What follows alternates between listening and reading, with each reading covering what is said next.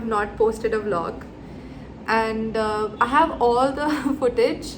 It's just that I don't have the time these days to sit and edit it. And unlike the bada vloggers, I don't even have interns and teams etc. to edit them for me. So we've been lagging behind a bit. I have footage from everywhere, so hopefully one of these days I'll find the time to put them together and put them out there. But till then, yeah, designing our festive collection, working on the pre-festive one, some here and there turmoils, some friends came over, some are coming over.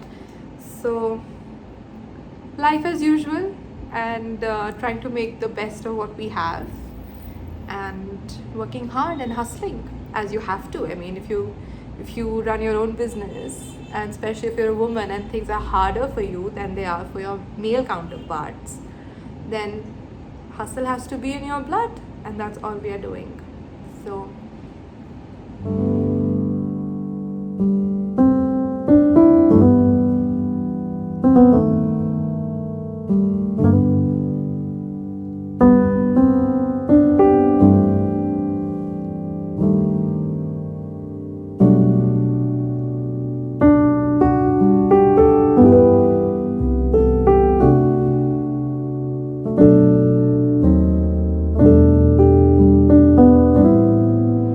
we had some showers last week, which made the glass windows that we have really dirty. So, this was just triggering my OCD since then, and I was getting very, very disturbed with it. So, on Amazon, I found this nifty little thing which has two ends, and it's a very powerful magnet. So, it kind of sticks across the glass, and then you just drive it across the place and you clean the windows. So I did that this morning, half scared that it would fall down on the sabji walas and their thelas and probably squish someone's papita shapita. But that didn't happen, and now I have clean windows and all is right in the world again.